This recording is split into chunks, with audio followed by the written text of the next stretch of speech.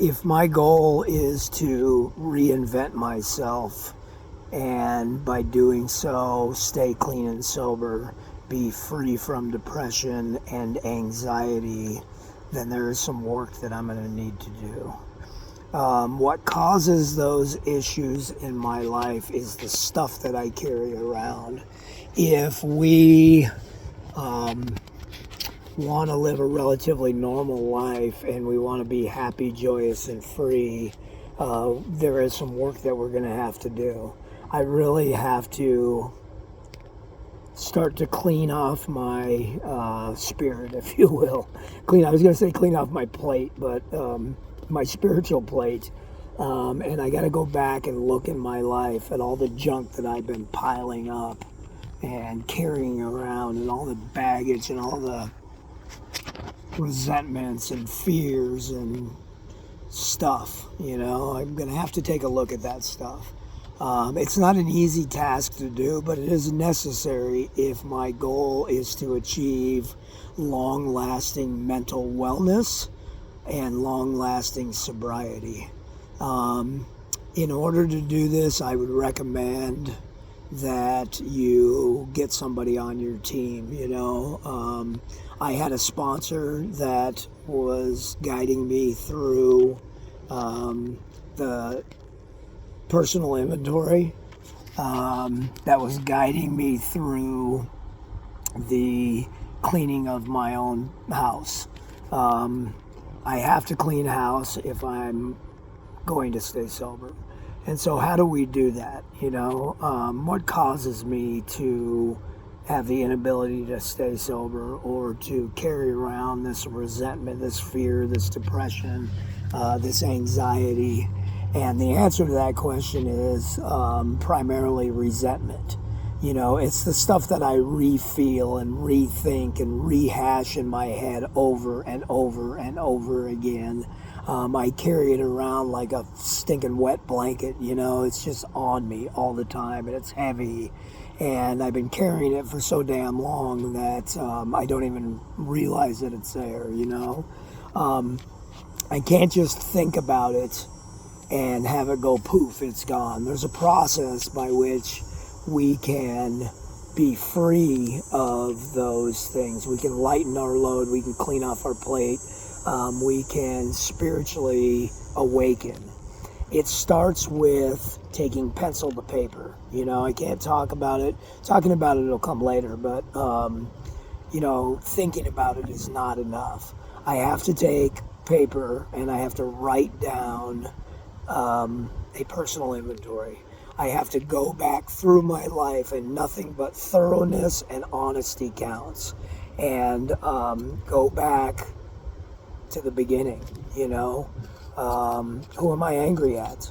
Who am I resentful at? Who do I think caused pain in my life? What happened to me? There are some profound experiences that, for me personally, I just sort of brushed under the rug. I carried them around and didn't tell people about them.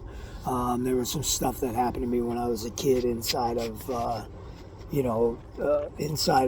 my own house, and it was pretty traumatic on many different levels. But I wasn't talking about it. I was sticking it in my pocket and hoping I wouldn't think about it. And you can only do that for so long. I was able to stay really, really messed up with alcohol and drugs for a long period of time and not have to look at that stuff. But even that stopped working in the end. I couldn't get high enough to not feel the pain of that stuff. So here's where we start. We take a pencil and we paper and we start to write. We just start to write. And write down who or what you are resentful at. Write down who or what you're pissed at. Write down who or what you wish would have been different. And just start to write that stuff down. And then what we're going to do is we're going to go through that and we're going to find out that it has affected our lives probably more than we want to admit. You may not be aware of the effects that the trauma in your life has had until you start to put it down on paper and start to like bring it out in the open. And so I would encourage you to write.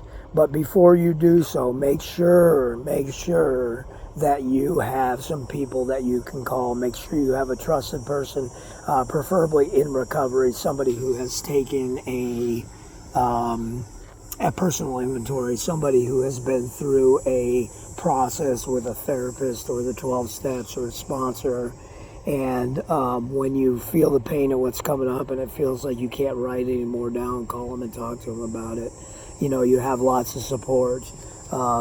We've already talked about finding a power greater than ourselves, you know, and for some of those, for some of you, that's going to be God, and cool, man, right on. And for some of you, maybe you're turned off by God or the idea of God, and that's okay too, because we can just rely on a group of people or other people that have been through recovery. When you and I get together and we help each other, that is a power that is greater than either one of us by ourselves. And so when you start to write all this stuff down, make sure that you have some support behind you, because if you don't, what you're going to do is you're going to start to uncover and discover some stuff that you don't want to look at necessarily, and it may end up triggering you into a relapse of anxiety, depression, or drug use. And so make sure that you are doing this with support. Make sure you're doing it with a power greater than yourself, which is anything outside of yourself. If you find difficulty and you need somebody to talk to, please send a message to me. I am at Recovery Nomad YouTube. I'm at Morning Dew Schoolie on Instagram, and Bob Sheritz on Facebook. So send me a message and talk to me, and we can help each other. Thanks.